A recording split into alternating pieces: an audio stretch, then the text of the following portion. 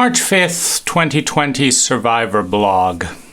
I've been watching a lot of Chinese, Netflix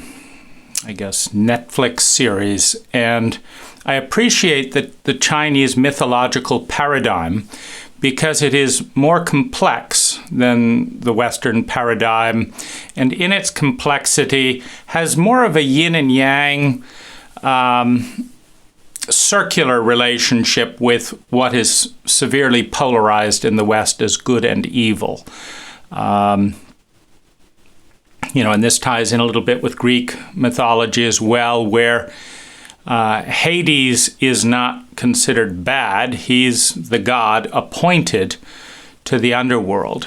And as I look at the human psyche and look at the parts of ourselves that we appoint to the underworld, our cult takes large portions of the psyche, makes them taboo, denies their existence, refuses to give them voice, language, or honor, and relegates them to the dark shadow, the light shadow, the unconscious, and the insane, because many of these taboos are rationally insane, meaning it makes no sense not to talk about the most important thing everyone's thinking in a room, but no one will say.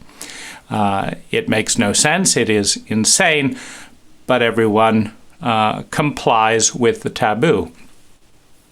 So we take portions of the healthy psyche, deny them, suppress them, banish them, and control them, creating an underworld. And some part of the self has to be appointed to govern over this domain. Because if the dominant conscious self is primarily committed to a war of suppression, denial, shadow, etc., well, some part of the self has to be dedicated to that suppression. And in mythology, it's a fractal representation of the psyche at a larger scale. So you take all the inner personas, magnify them into archetypal extremes on a grand scale for the purpose of studying them with a magnifying glass.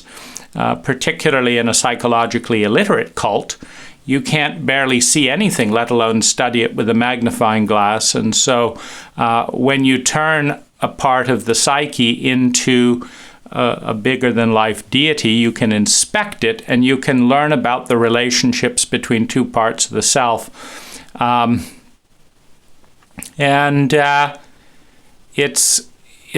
It's beautiful to see other cults, other cultures doing a better job of that than present-day America. And it's not hard, but it is pleasing, to see that other cultures will, and are accomplishing this fact. And in that context, I reflect on a truth which is self-evident but rarely stated, which is that the only time the only person who spends more time in jail is the warden. Because prisoners come in, serve their time, and go out, but the warden is there day after day. And the purpose of the warden is to make sure the prisoner doesn't get out. And there's a parallel in the wound kind of hammered down my throat, gifted to me, exchanged with the Human Awareness Institute facilitator, and various power bodies and community. And that wound led to more overwhelm, pain, etc., and shock and outrage, etc., than anything that has occurred to me in my adult life. And I've relived that wound hundreds and hundreds of times And one of the reasons to relive that wound is so that they won't get away with it. Another reason to relive that wound is to understand it. Another reason to relive that wound is that through understanding it, I can stop allowing it again in the future, because when you've got unbearable amounts of pain and you've no idea how or why it occurred or when it will occur again, and everyone seems threatening because the people you trusted were the people who gave it to you, then the question is, well, do you just withdraw from society, et cetera, et cetera? And so you do not have an answer to that question. I don't have an answer to that question until I'm clear how I participated in the wound, how I can stop it, and thus not do it again. Because life is just not worth living in that amount of pain, and living in fear, wondering whether it will magically reappear because I've no idea what went on, is a life of fear. And so there's another reason. So, and then of course to protect the public. These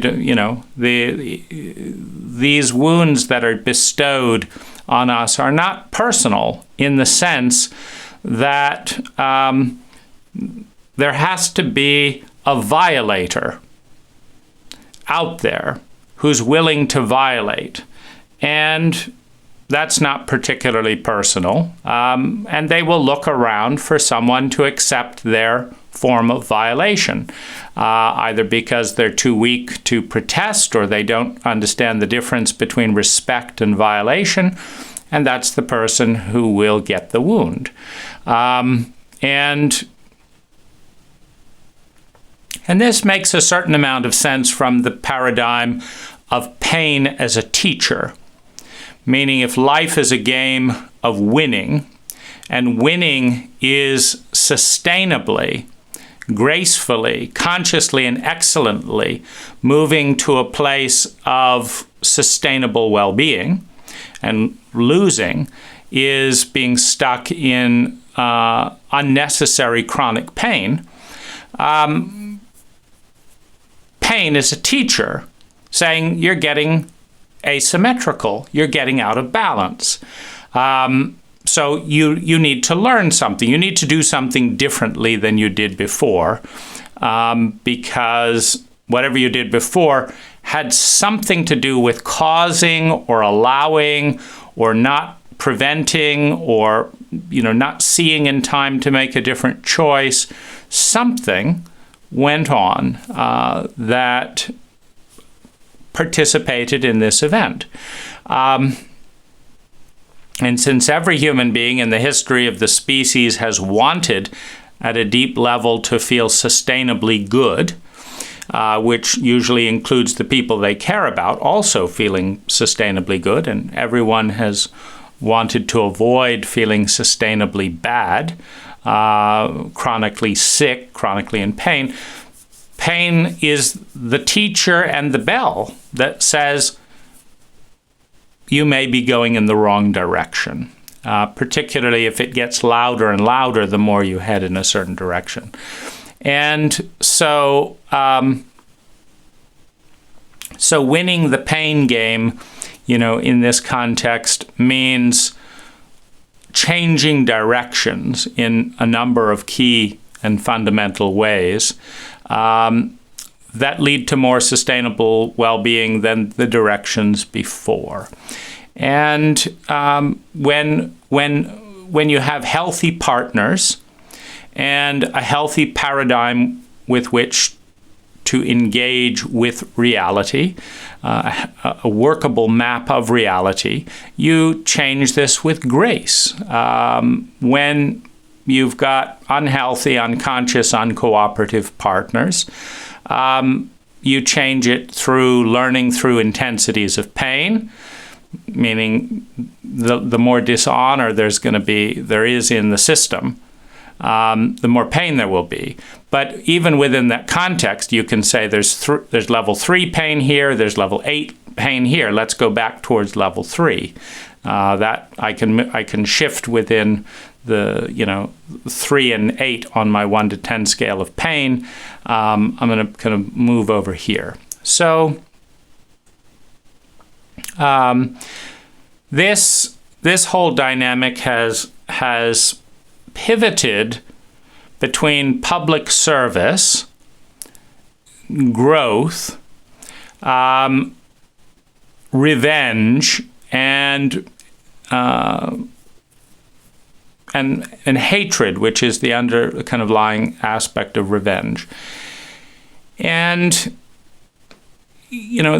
so what's interesting as I reflect today and kind of look at new breath, a new kind of space, a certain amount of kind of letting go, is examining, first of all, I've lived in the pain of this wound significantly more than anyone in the high community or anyone of my abusers. And the question is why? Why not move on? And as I say, some of it is at life-threatening levels of trauma and pain. There were so many times when I would start to move, and then the pain would just spike, and I would be paralyzed because it was already, at 3 to 4 times higher than any amount of pain that I'd experienced in my life. And so I was just completely paralyzed with fear. And the more paralyzed with fear I was, the angrier I was at these fucking assholes for, stubbornly, maliciously, cruelly, with such stupidity, spending energy to make things worse and not spending energy to make things better, through an inability to attune, which is a reflection of an inability to love, an inability to see and understand. Because no one would ask the fucking question, how are you doing? How is what we're doing affecting what you're doing? How can we help to stop hurting you? And what can we do to make it better? It takes 30 seconds. A 10-year-old with basic intelligence could ask these questions, but no one from our cult could ever figure out something so intelligent. It's just a testament to, it's the kind of craziness you want to pick up an Uzi and just start shooting people. Because if people are so fucking dumb that they cannot, will not, refuse to. I've spelled these things out in email. Hello, no one has ever asked what would help here. Silence. Or, okay, then what would help? Here's what would help. Silence. It's like, it's just a certain kind of level of unconscious cruelty that's hard to stomach when you're in unimaginable levels of pain. And so I really understand the connection between violation, which is a form of disrespect, which is a form of dishonor. To respect something, you have to see it. And to honor it, you have to attune to what you see. And when you refuse to see and refuse to attune to things that are incredibly important for other human beings' human needs, survival, security, love and belonging, and self-esteem, you create extraordinary amounts of pain. They always communicate that in some level, and if you refuse to hear and respond, it generally leads to violence. Because repeated violation of the inner self leads to repeated violation of the outer self, and when that's not listened to, it escalates towards violence. And that can be economic violence, it can be physical violence, emotional violence, it can be directed inwards, it can be directed outwards, but violence follows violation. And violation follows dishonor, and dishonor follows disrespect. And disrespect follows incompetence and a lack of love. So a lack of love leads to incompetence, leads to disrespect, leads to dishonor, leads to violation, leads to violence. And when it goes too much and gets concentrated in one portion of the psyche or one portion of the population, they blast that energy back to the other part of the population that is kind of using its influence to either create or allow chronic pain. Think of race riots. You know, if the abuse keeps simmering in a demographic of the community, and everyone's just fine as long as it doesn't affect them. In other words, everyone is a sociopath in response to the wound, then it explodes out in a race riot. And sociopaths get upset when they lose billions of dollars in insurance claims and stuff. So then they, okay, fine, we don't care about you, but we care about our money. We'll sit down and negotiate how to abuse you a little less than before. And it's, not pretty. It's not nice. It's incredibly cruel and dishonoring. And it's the level of consciousness we have as individuals and as a cult, the cult being made of lots of individuals, the cult shaping the individuals. But anyway, there's a feeling of grace today and just kind of letting go, because I get to be out of prison, of course, when I let the prisoners out of prison. And, it doesn't feel good physically to blame and rage and all that. That takes, painful energy. But I was also reflecting on what is it in me that is willing to relive a painful trauma 1,000 times in order to make my perpetrators pay, to give back some of the hate, some of the rage, some of the terror, some of the loneliness that was given to me. And I think that it is the pain of invisibility. It is the pain of the message that says we don't care about you and value you enough to see you. What goes on for you doesn't matter to us. We are better than you. You don't count. And we don't want to see what you're going through and why, etc., etc. So all of that message has come to me very loudly. You don't matter. We don't want to see you. We're not going to honor your feelings or needs, and you are going to be buried. And here's how the burial happens. First of all, we're not going to read your emails. We're not going to apologize. We're not going to talk to you. We're going to meet behind closed doors and exclude you. So that's part of the burial.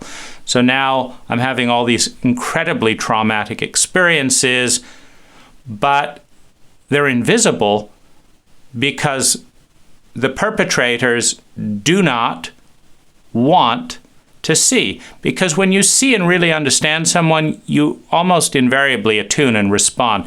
So if you want to maintain a sociopathic stance and still maintain some sense of personal credibility with yourself, like if you say, I'm a fucked up sociopathic jerk, I like hurting people, and that's just my nature for better or for worse, then you can see and maybe even enjoy sadistically someone else's pain. Good, I'm causing you this pain. That was my goal.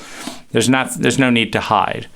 But if I want to say that I'm a great spiritual and loving teacher, I'm a wonderful therapist, and blah, blah, blah, blah, blah, but I also want to keep your wound under wraps. I don't want to pay you any money. I don't want to spend any unnecessary time. And the reality is, you deserve money and time and all that. Well, then I have to block out the information. So how do you do that? Well, you just don't invite the survivor to the meetings. You don't talk to them. You don't read their email. You say it's not my thing and make excuses. You talk with people that agree with you and, again, exclude the person. So there's this tremendous rage at invisibility. And so that's really the rage, is You don't get to do this to me and pretend it never happened and go on, turning me into your dark shadow and then burying me the same way you've buried your own awareness of your shadow, your own awareness of your incompetence. You don't get to turn me as my therapist into the darkest parts of yourself, stamp all over me, and then pave it over with asphalt, and then smile and say, didn't we do a great job? You fucking assholes, you don't get to do that to me. And so it's the invisibility. And this ties in, I think, to why it's so dumb for therapists not to have detailed intake forms. Nobody at High knows that my deepest wound is invisibility because nobody bothered to ask. They just said, we'd like to help you, and then reenacted the wound for money. And then they're mystified. Morons are always mystified because they hear a train coming, they hear the train signal coming, they're standing in the train track, and they're like, where did this train come from? Because you're not paying attention, you're not gathering data. And so, so there is a reality, that the warden stays in prison as long as he needs to imprison someone else. And there's also this balance of there's multiple agendas. And the stickiest one for me is protecting the next victim. I don't want the next victim to look at my behavior and say, Dane didn't care about me. He knows enough about psychology to know that abuse of this nature is not personal. It's highly dangerous, it's unethical, and it will happen again unless it's stopped. And Dane could have stopped it. He had the recording. He took some time. But he made me go through 5 years of hell by staying silent because that was easier for him. I don't have a tremendous amount of bitterness at all of the previous sexual abuse survivors at High, none of whom made a website, none of whom alerted me. Meaning in the 30 workshops, there's absolutely going to be people in those workshops who were sexually abused by other participants and didn't tell anyone, and by team members and didn't tell anyone. Meaning I know of team member abuse, I know of facilitator abuse, and I know of community abuse, and no one has ever said anything. So it continues unconsciously. That's how abuse cycles work. And, looking at the way I've been ganged up on for coming out, I understand that people didn't want to take the personal hit to be of service to the community. I'm also furious that my kindness towards the community and standing up from this is not honored. It's like there's a gift here. It's your shadow. And it's our shadow. And it takes hard work to bring unconscious people a bit of shadow, and it's not valued. But I didn't have to spend years of my life putting videos together and all this. I could have just walked away and known what the next person is going to deal with. And so I'm incredibly hurt, insulted, and angry that the healthiest part of me that speaks out is an unwelcome guest in the guest house. And that to the degree that I'm healthy, I can be counted on to be excluded from my family, from my government, from my community, and my culture. That's very, very painful. To the degree that I am healthy, I can be counted on to be excluded from the power structures that are around me. And this creates an incredible, sense of of hurt. And voicing is healthy. Silence and collusion is not. When I watched the beautiful senator Mitt Romney, making his speech in the Senate about why he would vote to impeach Trump. And of course, he was attacked in the media and by President Trump because he was the only Republican senator who did their job. And that gets you attacked. That is an incredibly deep and painful wound. And he was, of course, well aware of that and talked about the fact that he would be paying a political price. He wouldn't be paying a political price because he was doing something wrong. He would pay a political price because the level of corruption and collusion around him was so thick and so deep at every level of the country that he could count on receiving more negative impact than positive impact from the power structures that would affect him in his life. And that's exactly what I'm aware of.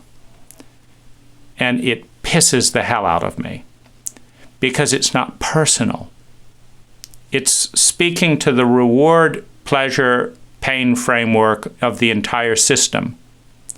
And if you set up a system that rewards people for being corrupt and punishes them for being honest, think Julian Assange, think Edward Snowden, think Mitt Romney, think this situation. If you punish people for doing the right thing and reward them for being corrupt, you will get large amounts of statistical corruption. When you have large amounts of statistical corruption, you have massive amounts of unnecessary suffering. And so it becomes an act of profound self-loathing, profound self-hatred, the self of the country, the self of the culture, the self of the community, the self of the individual, to punish the wrong thing.